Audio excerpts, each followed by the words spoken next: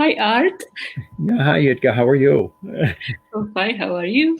Very good, thank you.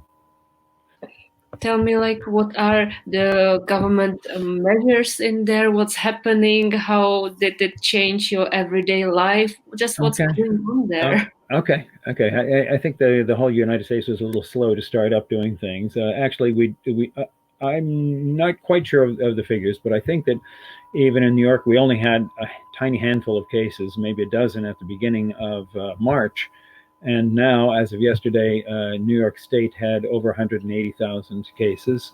Yes, over 180,000. I'm in one of the counties immediately surrounding New York City. So there are five parts, five boroughs, they call them, to New York City.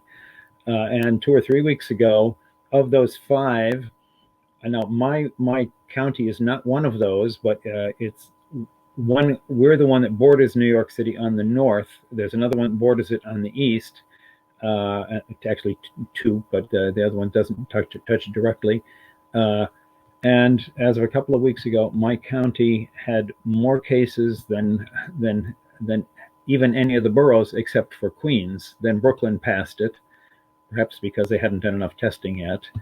And in the meanwhile, uh, the county to the east has passed my county, and the one east of them have also passed slightly. But we have more than almost 19,000 cases just in my county.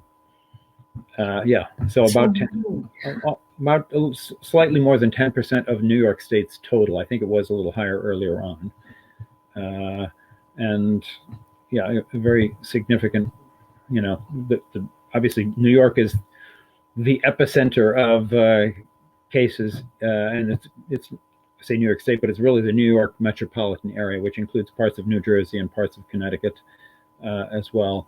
But that's by far the biggest center of things in the United States. Uh, How are people coping with that situation? well, if you don't have to get out, most people are staying home. We're doing that. A number of activities that my wife and I, we're both retired, but we're very active. So ordinarily we would go out virtually every day of the week to go somewhere to do something, and sometimes to two or three activities or four, maybe even in a day. Now, some of them are happening online, you know, Zoom, Skype, something, uh, and we can we don't have as basically essential businesses continue.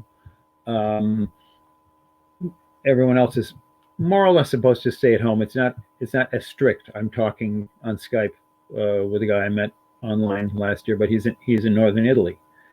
He's not supposed to go more than 200 meters from his house, Oh, and the police stopped him when he was only 50 meters and said you should go home.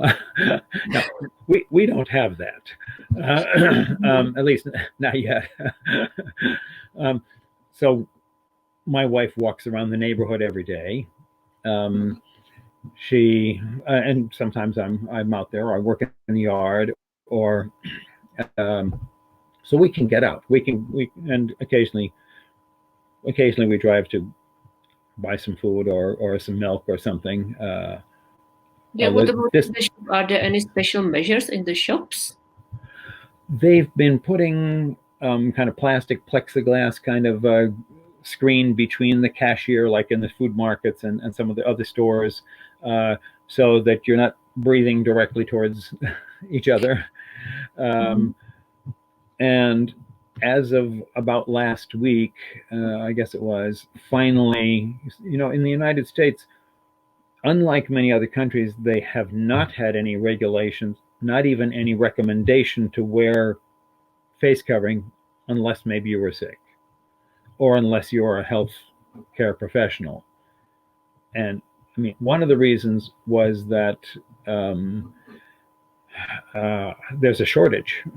So, or there has been a shortage, so that even the people in the hospitals have been, following what they call crisis protocols, which I see. Mm. which means that instead of changing the mask and the gown, after every patient, they may wear the gown all day, and they were wearing the mask for several days in a row.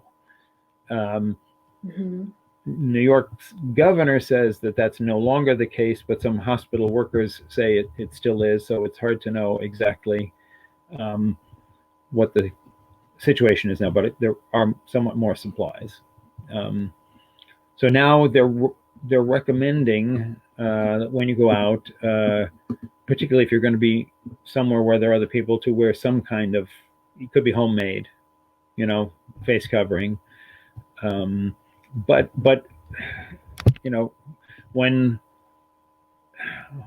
our president announced it, on a national scale, he said, "But I'm not wearing one." I mean, what kind of an example is that? You lead by example. Yeah. So, to me that says it all. But here, just a couple of days ago in New York, they have both New York State and New York City. They have said that all city or state employees who work with the public will be provided with and expected to wear some kind of a face mask for their job. But up to now, that has not been the case. Yeah, so we will see what will happen. Yeah. And tell me, when you have some family member, for example, in another state somewhere, I don't know, in Texas or somewhere in the West Coast, can you get there, or is traveling restricted within the US? No. Oh, you may be able to actually get a flight. What would happen? No, in fact, my wife and I were supposed to be in Florida right now.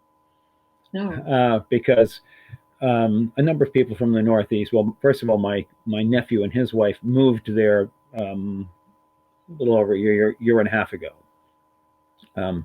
Secondly, maybe it's almost 2.5. And my wife's sister and husband, who still have a house down the hill from us here, bought a house also near. They're also retired, but near their son. And their daughter-in-law is going to be having a baby, and we were going to have a little baby shower and celebrate Easter together. But it was clearer to us up here that with coronavirus, and because things happened here first, so people didn't really realize elsewhere just how bad things were. So we mentioned to my sister-in-law, my wife did to her sister, said, I think maybe we're not coming. We knew we weren't coming down already, but we said, I think maybe we're not coming down. She said, oh, really? Oh. Like reality had not hit yet. I see, because I guess in New York it's much more serious than down there, right? Yeah. In the meanwhile, I think they have the whole state of Florida has slightly less cases than our county here right now. Oh. Yes, but nonetheless. So I think yesterday they had over 17,000 cases. So when we were speaking to her, there were probably less than a few hundred, or no more than a few hundred. But gradually she realized. And in the meanwhile, shortly thereafter, we heard that in Florida, they were requiring that if anybody came from New York, they would have to be in quarantine for 2 weeks. Oh. See, our travel plan was only to be there for a little more than 1 week. So you go and you're in quarantine, you can't do anything. There's no point, even if you could try. Yeah, I see. And if you want to take road, can you travel by road, or is it also restricted? No restriction. I could get, I could get my car. I could go anywhere I wanted, I suppose. I haven't, other than to go, get some food and some milk or something. Mm-hmm. And this last week, our niece, who lives nearby, and a couple of neighbors actually bought us some groceries. so we didn't have to go out to buy them. That's very kind of them. It is kind. Yeah, I mean, my wife, we're over 70, and these are mostly younger people. Although one other neighbor is actually about the same age, but apparently she goes out more often to it's a smaller store nearby. And it comes to a question: are there any special rules for people who are retired? I mean, I would say any special rules. People are recommended to stay at home, and people are told, what we call social distancing. We don't. The only major country that doesn't use the metric system, so we say 6 feet, a little under, a little under 2 meters. Stay at least 6 feet apart. Although now my wife was reading about some scientific study in Europe, I think in Belgium or the Netherlands, maybe the Netherlands, Eindhoven, that showed that when people are exercising or jogging, or that the germs can actually travel in a slipstream behind you and stay in the air for considerably more than 2 meters, depending on the speed they're moving and so on, and the wind. Mm-hmm. So in those circumstances, 6 feet is not enough behind you anyway. You never know about what the wind like and all the other circumstances. It's difficult. I think that the 6 feet is the very minimum. Yeah, I think so. I mean, I thought some places originally were saying even like 1 meter or something. And now if they've got the barriers between, who knows. And what is it for you? Like, if you were to go outside, would you be afraid, or you would just go? You wouldn't worry?